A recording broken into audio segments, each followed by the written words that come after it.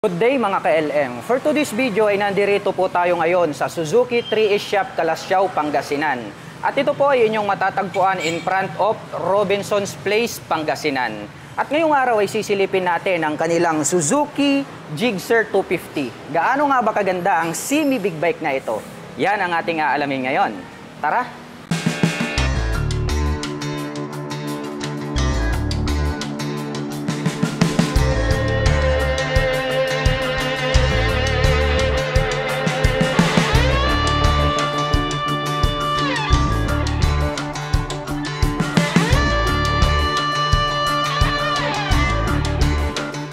Para po dun sa mga subscribers and followers natin na nagre-request ng motor na ito, finally, nakita na natin itong kanilang Suzuki Gixxer 250. Well, ito naman po yung bibigyan natin ng review for today dahil talagang napakamaskulado rin ng kanyang dating. Ito pong kanyang headlight napakaganda dahil nga po hindi na siya katulad ng dati, no? Kasi makikita natin medyo bulky yung kanyang headlight doon po sa previous version ng 150cc which is yung Gixxer. Ito naman po is the same lang din yung kanyang front face cover or headlight doon po sa ating Gixxer 155 nowadays. Napakaganda, no, nagkaroon po siya ng partition dito sa gitna. Mayroon po siya ritong high beam and low beam. At ito pong kanyang mga turn signals located dito sa bandang itaas.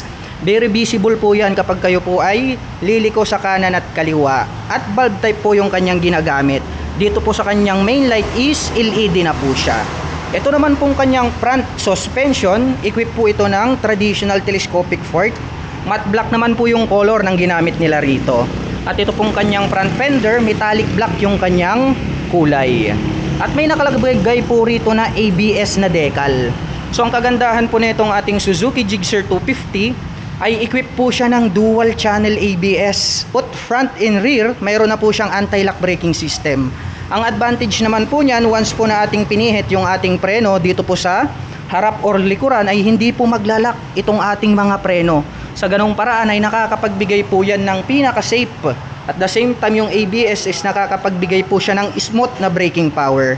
Kaya talagang safe na safe ka kapag ang inyong motor ay equipped with anti-lock braking system. Pagdating naman po rito sa harap, itong kanyang single rotor disc brake, equip po ito ng napakalaki rounded shape po na rotor along with 2-pot caliper vibrate po yan, kaya more reliable.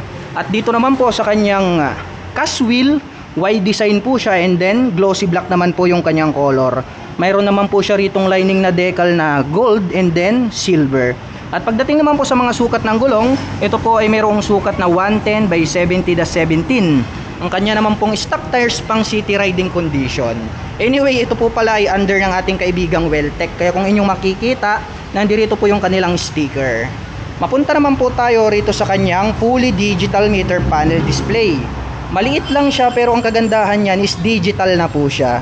Malaki na rin po itong kanyang screen display. May nakalagay na Suzuki rito at mayroon po siya ditong 2 button selector. Ang kanya naman pong ignition is equipped po siya ng mechanical key. May lock na rin po siya for safety purposes. At ito naman pong kanyang handlebar, flawless na flawless kasi nga naked. Yung color naman is glossy black yung kanyang finish. Pagdating sa mga button selector, mayroon tayo ritong passing switch, high beam and low beam, turn signal selector at ang kanyang horn. Nandirito naman po itong kanyang clutch, napakalambot din. Dito naman po sa kabila, mayroon po tayo ritong engine kill switch at ang kanyang electric starter. Nandirito naman po itong kanyang front brake. At napakaganda, napakamaskulado talaga ng dating nitong kanilang fuel tank pagdating po sa mga ganitong sports naked na mga motorcycle dahil talagang napakalalaki. Anyway mga ka-LM, ito po pala ay mayroong 12 liters na fuel tank capacity. 12 liters, napakalaki na yan mga ka-LM. Talagang malayong malayo na yung inyong mararating. Sa loob lamang po yan ng isang full tank.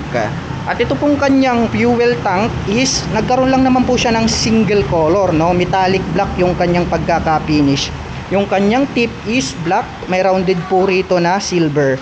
At magkaroon naman po siya rito ng Suzuki logo, which is naka-emboss po yan dahil 3D emblem. Very attractive. At tong part na to naka-emboss, no, maskuladong maskulado yung dating. At ito naman pong kanyang extension body cover, para po siyang arrow yung pagkaka-design. May nakalagay naman po rito na Gixxer and then 250 in gold color. At nakalagay po rito is single overhead cam shop. Suzuki oil cooling system. So naka oil cooled na po yan, hindi po siya air cooled ha. More reliable po yan, pwede rin po natin siyang gamitin pang long rides situation. Yun ang kagandahan yan. At pagdating naman po rito sa kanyang engine, ito po ay mayroong 249 cubic centimeter engine displacement. Naka single cylinder, single overhead cam, 4-stroke with 4 valve. At ito po ay nakakapag-provide ng maximum power na 19.49 kW at 9,300 RPM. Habang nakakapagbigay naman po ito ng maximum torque na 22.2 Nm at 7,300 RPM. Napakalakas na rin ang kanyang engine design mga ka-LM. Saktong-sakto, no? Pang racing, pwede rin po siyang pang daily riding condition, pang long rides. All purpose na po siya. At ito pong kanyang shifter ay meron po itong 6-speed manual transmission. At ito naman pong kanyang side stand is rounded shape po siya na metal. Ito pong kanyang pillion step para sa ating rider is nagkaroon po siya ng rubber cover. Ang ganda rin itong kanyang brace dahil yung color is silver. Ito naman pong kanyang pillion step sa ating back rider is silver color naman po siya, not fadable. Yung kanyang brace is metal po siya. At nagkaroon naman po siya rito ng side cover. Maporma rin, no? Nagkaroon po siya rito ng pins windlet. May 3 butas rito. At dito po sa bandang itaas, nagkaroon po siya rito ng susian na kung saan ay pwede po nating buksan itong upper part nitong ating upuan. Siguro mayroon pong maliit dyan na space na pwede po nating paglagyan ng mga papers. At ito naman pong kanyang upuan, big bike yung dating kasi nga po nagkaroon siya ng partition. So mas mataas po itong ating back rider seat compare po rito sa ating rider seat. Yung comfortability nandirito kasi nga po malambot. Yung pagkakatahi is durable. Matte black naman po yung color nitong kanyang seat cover. At ito pong kanyang integrated na grab bar, no? Saktong-sakto lang din, no? Metallic black yung color. Maporma din, sturdy feels kasi nga makapal. At ang atin pong Suzuki Gixxer 250 ay mayroon pong 800mm na seat height. Ngayon naman ay susubukan nating sakyan para malaman natin kung gaano nga ba ito kataas. By the way mga ka-LM, ang aking height is just around 5'6". Tiptoe tayo, konting-kunti lang naman, no? Halos maglapat naman yung ating foot into the ground. Kaya masasabi kong very comfortable ito para sa mga gaya ko na 5'6" in height. At mapunta naman po tayo rito sa kanyang metal swing arm. Square naman po yung kanyang shape. Mayroon na rin po itong integrated na chain cover matte black. At ang kagandahan niyan, mayroon na rin po siyang mud guard. Ito po, ang kagandahan nito is na pre-prevent po nito na matalsikan ng mga putik or dumi itong other body parts ng ating motorcycle. At pagdating naman po sa kanyang rear suspension, ito po ay equipped with monoshock absorber. Ayan, no? Napakakapal mga ka-LM. Glossy white naman po yung kanyang coil spring. Nakakapagbigay po yan ng magandang bouncing performance kasi nga po nasa middle itong kanyang monoshock absorber. At dumako naman po tayo rito sa kanyang taillight. Silipin naman natin. Pointed yung pagkaka-design. Maliit lang siya, V-shape design, pero ang kagandahan yan, LED na po yan, kaya very visible yan day or night time. At ito naman pong kanyang extension rito na rear fender, maskulado rin yung dating, no? Nagkaroon ng mga extension rito, may butas rito magkabila. At ito pong naka-imbus na part na to, pag ating sinilip, ito po yung kanyang plate light. May added reflector light sa gitna. At ito na rin po yung kanyang nagsisirbing plate holder. Nandirito naman po itong kanyang malalaking mga bulb type na turn signals, kaya very visible yan. At dito mga ka-LM, nagkaroon pa po siya rito ng additional na rear fender, which is meron na tayo rito sa itaas, meron pa tayo rito. Talagang classic na classic yung dating kasi nga ito pong ganitong style ng rear fender is madalas makikita natin to sa mga classic bike. Silipin naman natin itong kanyang rear braking system. Ito po ay equipped with single rotor disc brake. And then, along with single pot caliper. Vibre pa rin yan mga ka-LM, ha. Napakaganda nitong kanyang mga brake. At pagdating naman po rito sa kanyang cast wheel, glossy black, wide design. At ang mga sukat po ng gulong rito sa likuran, ito po ay mayroong 150/60/17. Napakalapad po nitong kanyang gulong.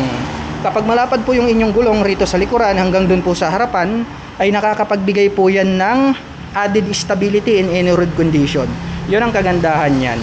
At para sa akin, very attractive po yung dating nitong kanyang exhaust pipe. Dahil nga po nagkaroon po siya rito ng dual exhaust, di ba? Napaka-forma. Tapos ito pong kanyang tip is silver chrome color, kaya very attractive. Ganon din po itong kanyang head protection guard. Same lang din po sila ng color, kaya talagang napakaganda sa ating mga mata.